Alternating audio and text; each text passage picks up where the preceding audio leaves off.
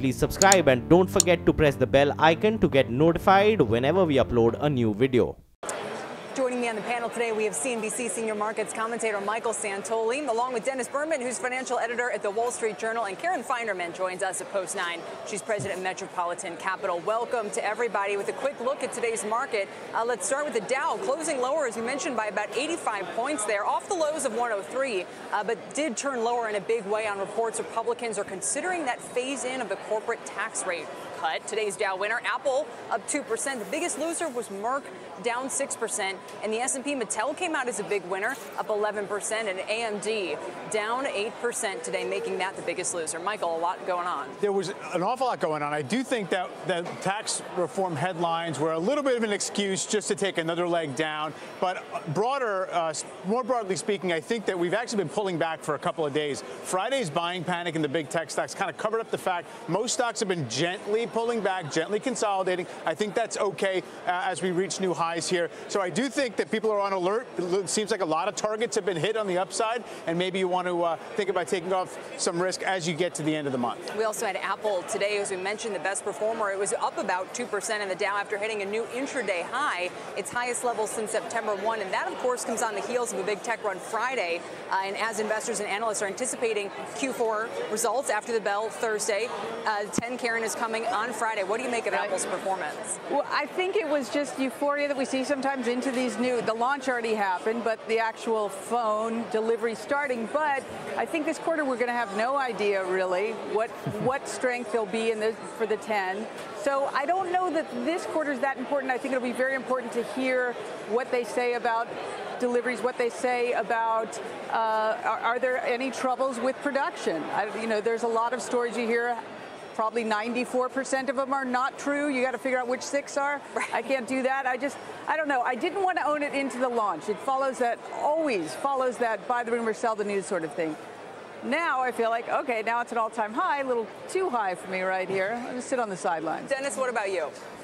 Hey, we don't know even how the iPhone 8 is doing. Certainly some reports that it's not been the smoothest of launches. All I can say, Kelly, is that when you just look at people on the street, what they're doing, how they're spending their lives, all life is mediated through the phone. So you probably cannot underestimate the power of these devices in our lives. And therefore, hey, it might make sense to be excited about the iPhone 10 launch.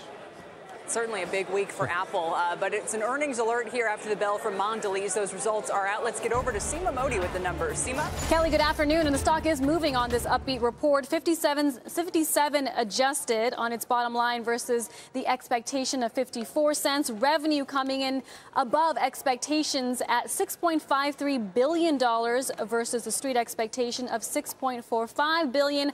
Irene Rosenfeld, the chairman and CEO of Mondelez, says we are pleased with our improving revenue growth driven by the strength of our power brands, continued momentum in emerging markets and Europe. Just breaking down regional sales, net sales in North America came in at $1.78 billion. That is slightly above estimates. So this is not just a story about emerging markets, Kelly. Clearly North America also doing well. Also just point out Mondelez sees its fiscal year 17 free cash flow about $2 billion at around $2 billion. Shares are up about 3%. Kelly? All right, Seema, thank you. By the way, don't miss an exclusive interview with outgoing Mondelez CEO Irene Rosenfeld. That'll be tomorrow at 10 a.m. on Squawk on the Street. Michael, what do you make of these numbers? I think certainly firmer than expected, and I think it's a little bit of sigh of relief. Basically, the stock after hours on the response to the report recouped today's losses. So you did have people bracing potentially in a weak group for something maybe a little bit more disappointing. Karen, how would you read this whole thing? I mean, we spoke with Hershey last hour, the CEO who just rang the closing bell, of course. Mondelez tried to buy the company. They wouldn't do it. Is there still talk about consolidation across the sector? I mean, we've seen some attempts at consolidation and some actual consolidation. I mean, clearly the sector is challenged. We all know. I think it's just going to get more challenged. Mondelez is sort of the cheapest of the bunch, but it didn't jump out at me as really cheap, and certainly not on a cash flow basis either. Nice for her to go out on a high note. You wonder if she wanted to get a high note. Yes. If you can, to the extent one can make a high note happen, maybe it's a good time to do it. But those are decent results. I think you're right, though. A relief that it wasn't worse. And Dennis, does this mean, so now Mondelez is up 5% after hours, and you know, again, there's meanwhile talk about Hershey's maybe looking at the U.S. business of Nestle to try to bulk up and maybe kind of fend them off. Again, how do you read all of this? Well, I tell you, it's very interesting. When you look at the carnage across the industry, whether it's Reckitt Benckiser out of Europe, Procter & Gamble here in the U.S., all have shown poor revenue growth, all have shown weak margins and market share. So from the perspective of any one of these companies sort of beating expectations, obviously I think the market's going to respond a bit more positively than in any other situation. So from the perspective of consolidation, though, Kelly, I think all bets are off. I think over the next 5 years, you're going to see massive reordering of these portfolios simply because they don't make economic sense right now. And there's going to be a 3G in there that does even more consolidation, or any other players who want to take that mantle. And Hershey has an advantage because it's hiding behind the moat of its foundation. So it can do what it wants, but not have to respond in kind. Yeah, it's very strong. Michael, it's interesting to me that a lot of these companies still trade at valuations in some ways higher than the tech sector. Yes. The tech sector is only trading at 18 times next year's earnings. Many of them are. That's getting bled away, though. If you look at these stock charts, I mean, basically, Mondelez is back to a market multiple. It's still not cheap. It's definitely not cheap relative to, but you know, the story was always that they were defensive, but they're defensive until they're not. And I think that consolidation will probably happen not from a point of strength, but potentially from weakness. And speaking of some, go ahead, Dennis. Well, Kelly, we have to remember rates as well. These are decent dividend payers, and as rates rise, their attraction obviously diminishes somewhat too. That's the point. I was just going to say on the point of tech high flyers, AMD has been moving the other way a little bit lately. Its shares closed down another 8%, and this was after Morgan Stanley cut its rating from equal weight to underweight. Morgan Stanley saying it expects cryptocurrency mining and game console demand for AMD's graphic chip business to be cut in half next year. Karen, I thought it was interesting about the cryptocurrency in particular. Yes. What do you make of it? I don't know. I mean, cryptocurrency mining is growing very, very quickly. But obviously, the more competitive it gets, the less profitable it is for any one player.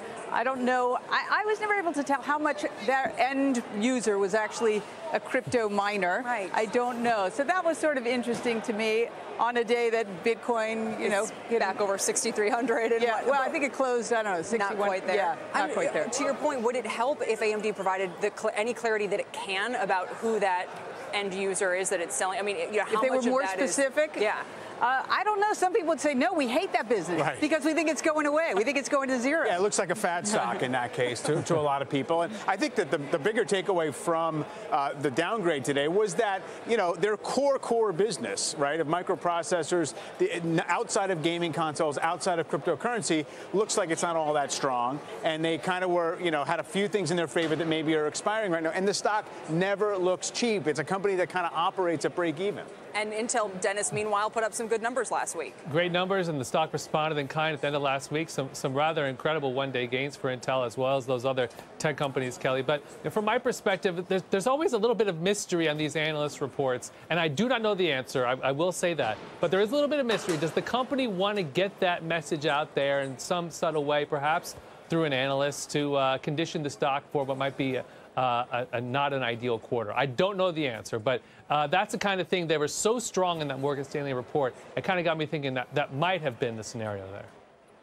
What were you say, Karen? I love that read through. I don't know if it's true, but it is how it works sometimes. That they want to get the story out, they want to soften the market up for what might be coming. Yeah, we'll see. Meantime, shares of both T-Mobile and Sprint closed lower today, following reports that SoftBank is calling off a potential merger between the two companies. Our own David Faber reporting, though, that while there are some issues with discussions over governance and price, his sources say the deal talks are still ongoing. Dennis? There's one thing that's falling with rapid pace in terms of consumer prices. That is mobile telephone services. These companies have to stay, even though they're drawing market share from Verizon and AT&T, they have to stabilize this pricing dynamic. I just view it as a bump in the road. We will forget this story on the day they announce their deal. Oh, so you're saying it's wait. So wait, let me get this clear, because I thought you guys were saying that, you know, that SoftBank is looking at this twice, and so you're saying you think it's definitely going ahead? No, I'm not saying it's definitely going ahead. All I'm saying is, in my view, this is a negotiating point. These companies need each other too much for these things to totally fall apart. So it might be the case now, but long term, the logic is too strong for them not to go for a deal. Well, this may be the fourth attempt that we know about over the past several years. See, all the need more to do it. Right, but then as you could say, well, it's eventually going to happen, and it's not going to necessarily help you to know exactly how this round plays out. But look, we'll see. Obviously, it's not been an easy negotiation because the whole world knows that these companies, have a rational basis for being bolted together. But just hashing out the details has not proven to be very easy. Mike, can we put the question to you? Does this deal get done or not? I think ultimately it should. I honestly don't know, though, without kind of knowing anything that's going on in the room as to what the hurdles are. Dennis, can we put you on the spot?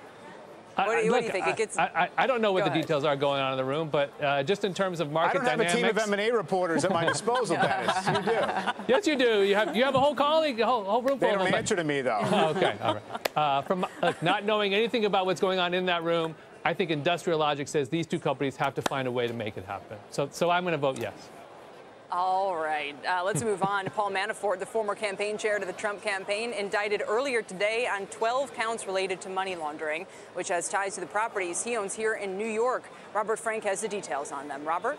Hey, Kelly. Well, over $75 million in overseas money flowed through Paul Manafort's accounts. 18 million of that was laundered and concealed from the government. That's according to that complaint today. Now, here's how it worked. In at least 3 cases, he funneled millions from an account in Cyprus, used that to buy properties in New York and Virginia for all cash under LLCs, then took mortgages on those properties to extract cash or buy other properties. Now, here's an example. In 2012, he channeled $2.8 million from accounts in Cyprus to an LLC called MC Soho. That then bought a condo in Soho here in New York. He rented out the property for income, but got a $3.1 million mortgage on the property by falsely claiming that it was a primary residence. In the same year, he wired $3 million to an LLC that bought a home in Brooklyn for all cash.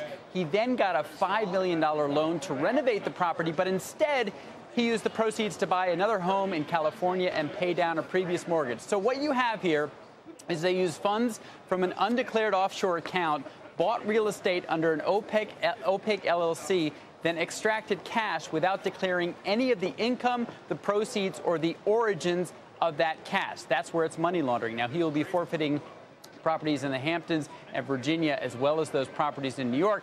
Manafort's attorney, of course, saying today that all of these charges are, quote, ridiculous. Guys, back to you. Tangled web there, Robert. Absolutely. Thank you very much, Robert Frank. Karen, from an investor point of view, how much do you have to pay attention to everything that's been going on with these indictments? And separately today, the kind of news that came out this morning about whether these tax cuts may be implemented with a big delay. I mean, what's the relative importance of those things for the market? Well, they did sort of let us know this was going to happen. We've known for a few days. There was a big game, who would it be? But this isn't so shocking that it was Manafort. If it's contained to sort of where we are right now, I don't think it matters at all. If it gets closer and more recent and, during the election, then I think that could really have an effect on the negotiations, the tax negotiations. This interesting today, though, this phase-in. I don't know if this is what we're kind of mutually agreeing on, or was it a negotiating, we'll offer this up because we can't get what we want? I don't know if we should look at it as that was progress or not. Clearly, the market didn't like it. I think it shows you that the people writing the bill are just looking at the menu of options to try to find revenue for those people who think we need to find revenue. And this is one of those ways. Look, you can downscale the impact of the corporate rate, the revenue that goes down because of corporate rate cuts, or you can kind of find revenue. So I think it is part of the give and take of what are we going to basically, how much are we going to pay for? Yeah. Do we have to be really specific about how we're going to pay for it or not? Dennis, I wonder, is this a way to kind of what you guys are saying to get some Democrats on board if they need to, if they're going to lose a couple of Republicans? Seems hard to get some Democrats on board with graduated phase-in, which amounts to maybe 24, 36 months. I think any Democrat who breaks ranks in this this is what we're kind of mutually agreeing on, or was it a negotiating, we'll offer this up because we can't get what we want? I don't know if we should look at it as that was progress or not. What do you Clearly, think? the market didn't like it. I think it shows you that the people writing the bill are just looking at the menu of options to try to find revenue for those people who think we need to find revenue. And this is one of those ways. Look, you can downscale the impact of the corporate rate, the revenue that goes down because of corporate rate cuts, or you can kind of find revenues. So I think it is part of the give and take of what are we going to basically, how much are we going to pay for? Yeah. Do we have to be really specific about how we're going to pay for it or not? Dennis, I wonder, is this a way to kind of what you guys are saying to get some Democrats on board if they need to, if they're going to lose a couple of Republicans? Seems hard to get some Democrats on board with graduated phase-in, which amounts to maybe 24, 36 months. I think any Democrat who breaks ranks in this situation is going to have a lot to answer for. So, in my mind, the question is getting those Republicans in high-tax states really to sign on. And that's much more about the personal income tax than the corporate income tax. As we know, corporate income tax is not a huge percentage of overall federal tax revenues. The real game is in the personal income tax. And I urge CNBC readers to pay attention to the potential changes to the 401k deductions, which is apparently still on the table. Now, I think they're kind of wide-eyed. Certainly, we all feel like that's a huge possible change, but then you hear it going back and forth. We know it was floated that they might bring that cap way, way down on what you can contribute to the 401k, but the president himself has seemed to come out and say, no, that's not happening. What do you think? Where do you think things stand now? Again, I don't know, and probably people even involved don't know where it ends. If I had to guess, just a guess, Kelly, it ends a situation where the president can eventually say, hey, I fought for your 401k, and that gets rolled back as part of his demands. To preside over a move of the deduction down from $18,000 to $2,500 is a tough pill for a lot of people to swallow. So I think it's setting up so Trump can be the hero. That's my guess. All right. Dennis, Karen, thank you both very much for joining us. Thanks. Dennis Berman and Karen Feinerman. Welcome back. Private equity accounted for more than 31% of deal transactions in the third quarter of this year. That's according to PitchBook. Now, more banks are ramping up their own private equity investments in order to offset some of the declines they're seeing in trading revenues. Joining us to talk about this is Allison Nass. She's the co-head of the Financial Sponsors Group in the Investment Banking Division at Goldman Sachs. She joins us here at Post 9 along with Leslie Picker, our expert in the space. Glad you both could be here. Allison, how strong is the environment right now? Because it's interesting that valuations are so high. So how is that having an impact? Well, thanks for having me. The environment's really strong. And what we've seen, you mentioned 31% in the third quarter, but for year to date, actually, sponsors have accounted for 33% of overall M&A in the environment. And I think what's normal? How does that stack up? Over the last 15 years, I think it was about 20%. Over the last 5 years, it was about 25%. Wow. So this is an increasing percentage, and it makes sense. It makes sense because there are so many more private equity firms. We cover at Goldman Sachs 600 private equity firms around the world. And they control between 5,000 and 6,000 portfolio companies. Wow. So it's $2 trillion of enterprise value that they control. And it makes sense because there's a lot of dry powder out there, and the capital markets are in a good place to do transactions. Michael, I don't know about you, but I think about how this would be a great time to exit a private equity investment. Well, I guess I wonder about how that filters into what future return expectations are for private equity. In other words, what are your clients expecting relative to what private equity has delivered in the past, given that it's a very popular space and all the money thrown at it? Well, one of the interesting things about the private equity space, which is why it's a record fundraising year, is that returns have outperformed public indices in every major market. Wow, and public indices have done very well. Correct. In over the short term, medium term, and long term. So their return expectations are fairly robust, which is why capital keeps going into the market.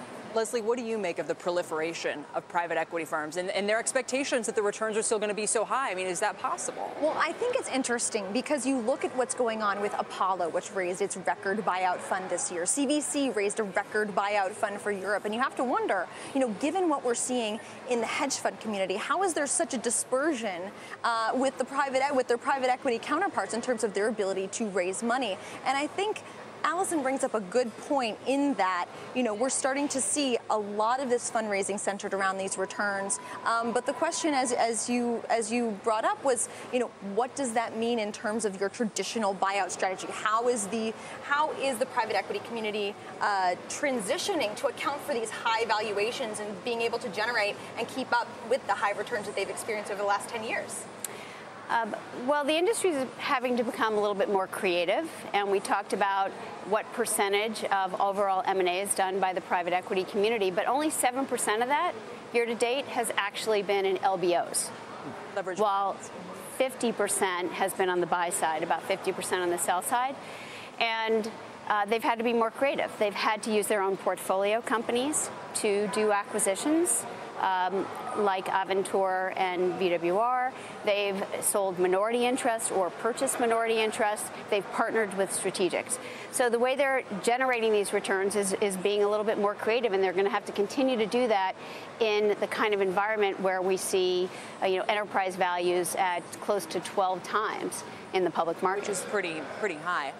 Any concern when they first started talking about corporate tax overhaul, there was a question about whether they would change the carried interest taxation rules. Is there anything there that you guys are on the watch for in terms of, because obviously something like that could have a huge impact on the industry, but it sounds like that's been taken off the table. Well, I don't want to comment on what's going to happen or not going to happen in tax reform. Our clients in the market are watching it very closely, and for the private equity industry, obviously, deductibility of interest, expensing of capital expenditures, corporate tax rates, all will play into it. But the pluses and minuses will balance one another. And as of this moment, we haven't really seen any change in behavior on the part of our private equity clients. A big topic in the private equity industry these days is that of succession. We saw Carlyle announced its successors. KKR in July announced its own successors. What does that mean for the private equity industry when you're starting to see these founders, the people who were kind of the grandfathers and the fathers of the industry, step aside? I mean, can private equity continue its momentum, with the succession plans that are in place, do you think? Well, it's a good question. It's a topical question. It's a relatively young industry. The industry only started about 40 years ago, which to me is young. What you have seen some succession already, obviously, over the course of the last many months. You've seen some new succession announced, and you'll see some more. It's a very natural evolution of this industry when the founders are in their 60s and 70s. So to me, what it says more about is the culture of these firms and the vision that the founders have had to pass down to the next generations. And these firms have evolved from single asset class private equity investors in the U.S. to multi-asset class alternative asset managers that are global. Many of them are public. And I think what you're going to see is these firms thrive well beyond their founder or two or three founders. Allison, we know you're super busy. Thanks for taking the time. We'll let you get back to it. Thanks for having me. Allison Mass, along with our own Leslie Picker. Appreciate it very much. Welcome back. Let's get over to Meg Terrell for a market flash here. Meg? Hey, Kelly. We're looking at Voyager Therapeutics. That stock is down sharply in the after hours on the announcement that the company's partner, Sanofi Genzyme, has decided not to opt in on the rights to a Parkinson's disease program in gene therapy. So that stock down more than 15% now. Welcome back. Let's get over to Meg Terrell for a market flash here. Meg? Hey, Kelly. We're looking at Voyager Therapeutics. That stock is down sharply in the after hours on the announcement that the company's partner, Sanofi Genzyme, has decided not to opt in on the rights to a Parkinson's disease program in gene therapy. So that stock down more than 15% now. Voyager says it's going to have a conference call at 4:30, and they do have an ongoing partnership with Sanofi Genzyme, saying essentially their understanding is that because that partnership didn't include the U.S. rights to this potential drug, Sanofi decided not to opt in there, guys. So we'll bring you any updates from the conference call at 4:30. Back to you, Kelly.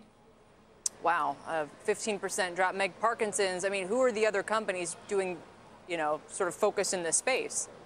Well, it's interesting because Voyager is taking a gene therapy approach to the space in the brain. So what a lot of companies have worked on really are symptomatic relief for Parkinson's. This would actually, be a different approach to it. So, Voyager is one of few companies really working in this space, but more companies are starting to work in Parkinson's, Kelly. All right, we'll see what they have to say. Meg, thank you very much. Again, Voyager's down 14% on that news. It's time for a CNBC News update. Let's get over to Sue Herrera. Sue? Hello, Kelly. Hello, everyone. Here's what's happening at this hour. Former Trump campaign manager Paul Manafort leaving court after pleading not guilty, along with aide Rick Gates, to a 12-count indictment. The White House distancing itself from the two. Press Secretary Sarah Sanders insisting the indictments will have no impact on the president's agenda. Today's announcement has nothing to do with the president, has nothing to do with the president's campaign or campaign activity. The real collusion scandal, as we've said several times before, has everything to do with the Clinton campaign, Fusion GPS, and Russia. U.S. Special Operations Forces have captured a militant who is believed to have played a key role in the 2012 attack on a U.S. diplomatic compound in Benghazi, Libya, which killed the U.S. ambassador and 3 other Americans. U.S. officials identified the suspect as Mustafa al-Iman. In an unexpected and emotional statement, Army Sergeant Bo Bergdahl apologized in court to all the military personnel who were wounded searching for him. He faces life in prison after pleading guilty to desertion. That is the news update at this hour. Kelly, I'll send it back downtown to you. Sue, thank you very much. Sue Herrera. Lawmakers in Congress are set to introduce a bill this week that would increase scrutiny on Chinese investments in the U.S. Kayla Tausche is in Washington with those details. Kayla? Kelly, we're expecting that bill to come out of both the Senate and the House this week, a bill that would ratchet up scrutiny on U.S. investments made by foreign companies and foreign nationals by widening the net cast for the type of deals that will require a strict regulatory review. The scope of this review, called CFIUS, has been unofficially increasing over the past few years, but the bill, which is said to have White House backing, would have stricter rules for joint ventures, minority stakes, real estate, infrastructure, and technology investments. And though the bill doesn't mention any countries by name, it was written with Russia and China in mind. It's the latest in a long list of grievances the U.S. has aired with China. The Commerce Department on Friday seeking tariffs on aluminum of up to 162%.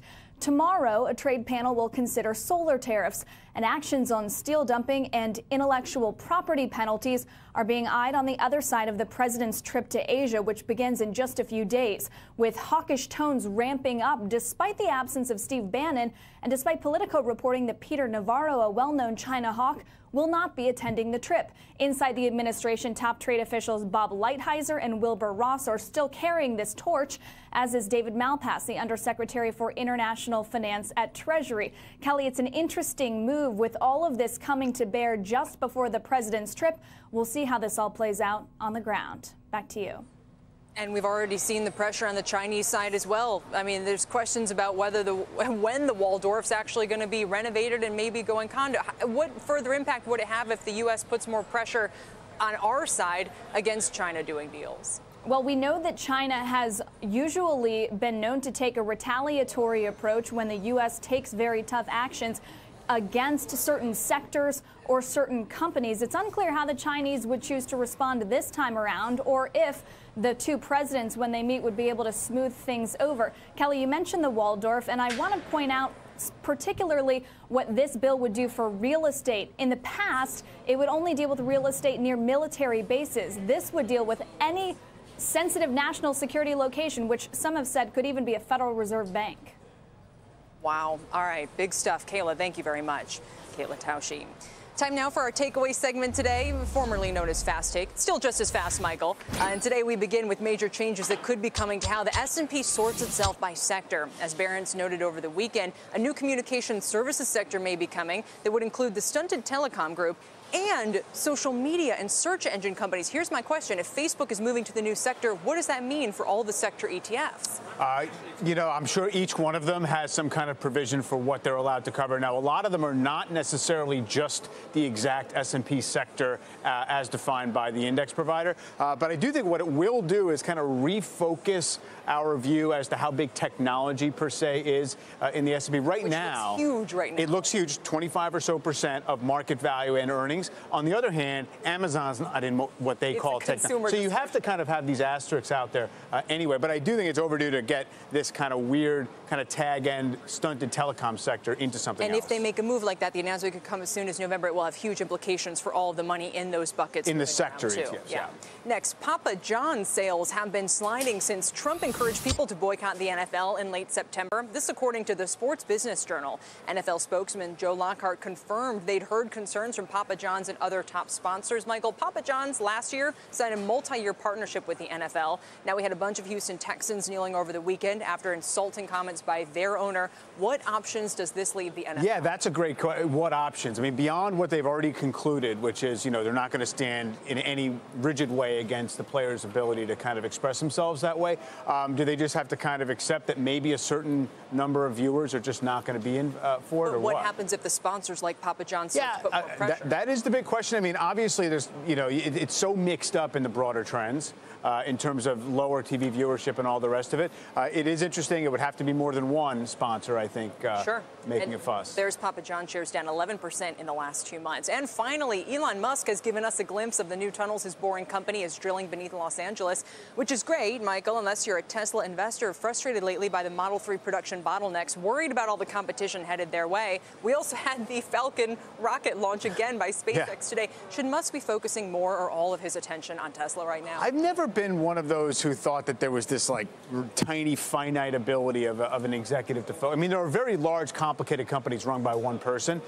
This, though, I think that, gets to a level of how much, lobbying of public sector entities does he have to do to try to get this done? Sure. How much of his real energy is behind it? And is Tesla potentially in its production challenges suffering, at the expense of this? I don't know. Leadership who's more focused on just executing the plan for Tesla potentially. On the other hand, I mean, I don't know how long that section of tunnel that's completed is. They could rent it out as a movie set. Being able to actually dig a tunnel for a short length of time where you have the rights to it is not really He even used the Model 3 as an excuse when there was reports about different girls he was seen out with. And page 6, he said, no, I'm focused exclusively on Model 3 production right now. Yeah, that remains to be seen. I mean, look, I think the other thing Tesla suffers from an investment point of view is the idea that it's just kind of the whole company's a Trojan horse to get the whole world on battery power as opposed to build cars. Down day to kick off the week here. The Dow dropping 85 points. The S&P was down 8. The NASDAQ was just down 2, but the Russell was down 17. That was more than 1% declines. A lot of this took place today after reports that the GOP tax cut may be phased in several years' time. We'll see. Shares of Mondelez moving higher after hours after the company beat earnings expectations. And it's the last quarter where CEO Irene Rosenfeld will be at the helm. She spoke at CNBC's NetNet event last week about her upcoming retirement. The consumer business is a very rapidly changing one. I think there's real value in continuing to renew the blood. And so I had talked with our board a couple of years ago about my desire to retire around the 10-year mark. We weren't really explicit about exactly when that might be, but it felt like that would be the right time to turn the reins over to someone else. Joining us now are Jonathan Feeney from Consumer Edge Research, who has an outperform rating on Mondelez, and Kevin Curran from Washington Crossing Advisors. Welcome to both of you. Jonathan, what do you think about her final quarter as CEO? What is it saying to you right now? Well, it was very good after they threw a curveball at us with the little cyber attack distribution problem last quarter. I think they answered a lot of the critics with a solid quarter this quarter, beating on sales and beating on the bottom line. That said, Kevin, the shares are basically, as Michael pointed out earlier, back to where they were at the start of today and still down for the year. What do you say? Yeah, I think it was a good quarter. We saw all of the things that we'd like to see. We saw the company beat on the bottom line and the top line. We saw some volume improvement. The nagging tailwinds or headwinds that was currency seems to have turned around. And really, after several quarters of improvement in terms of overall profitability, it's really nice to see some pickup on the top line, which is really what's been missing. Jonathan, what are the strategic priorities you want to see with the incoming CEO in terms of, I mean, is it still just about, play defense on the legacy brands and then buy those brands that maybe have a more uptake among millennials? I mean, that seems to have been the playbook. Or do you look for bigger M&A? What else is there to be done? Well, I'd focus on a couple of things. I think one thing that makes Mondelez unique among companies is they have a great developing market portfolio, and they have products that really travel. Everyone loves candy, even it's the day before Halloween. The world over, everyone loves candy.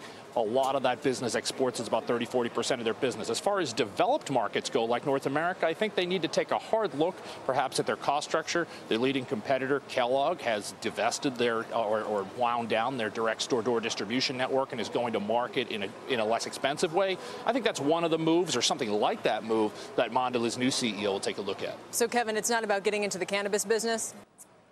Our next guest is a 2-time Emmy Award winner, 5-time Golden Globe nominee, Oscar nominee, has a star on the Hollywood Walk of Fame, and the list goes on. Now Rob Reiner is out with a new movie, LBJ. It's in theaters nationwide this Friday, and the guy himself joins us here at Post 9. But we didn't either. You're a successful investor. Well, you got Amazon. I don't know what I'm doing. I just figure but how those did you know? sound good. You know, Apple, Amazon, those are good stocks.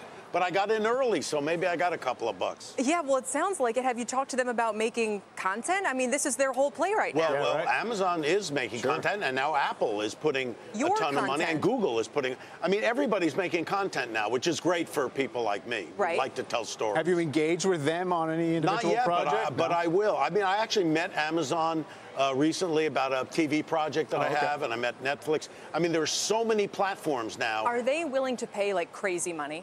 Well, they pay good money. Yeah. They pay really good money. But not crazy money? I mean, no, not crazy money, but good money. And the kinds of pictures that I make not the ones that you see in movie theaters where, you know, big explosions and tent poles and kind of things. The kind of pictures I make, they pay pretty good. Yeah, so why not distribute LBJ through one of them? Because we got this wonderful company, Electric, who's distributing it. They're doing an amazing job. And wait, have you seen it yet? LBJ? Yeah. Is it out? Well, it's coming out Friday. You know, there's screenings. Don't you rate? No, I'm not one of these screenings. Listen, I'll be perfectly honest. I haven't seen a lot of movies lately. I don't think they're very good. This may be different. I'm talking about a lot of the Hollywood stuff. You will like it. But look at Suburbicon over the weekend. That did $2 million. Yeah, it tanked. It tanked. The box office, it seems permanently broken. What is going on? Well, it's broken. I mean, it's tough for independent films to do well.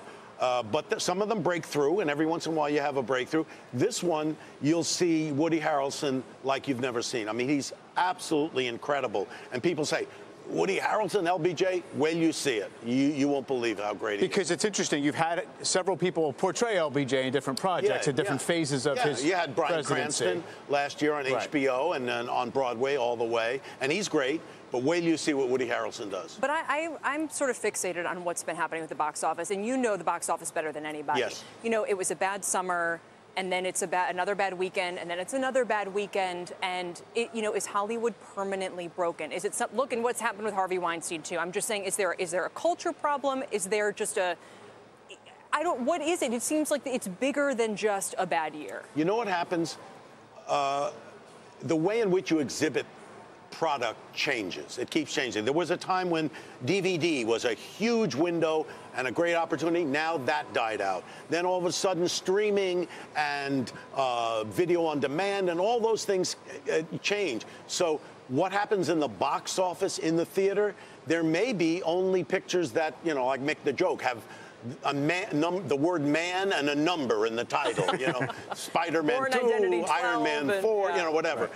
But the pictures that are the independent, the adult-themed pictures, they may find their ways onto, Netflix or Amazon or, different ways. But to me, I'm a storyteller. I just want people to see the film. I wonder about your thinking about doing a political movie, at least one about politics. Yeah. These days when everybody seems like they're kind of got blinders on and you only want to look at what you agree with. Now, some of the history you're talking about here, we thought was kind of settled, and we thought... Well, that's what's interesting about this movie.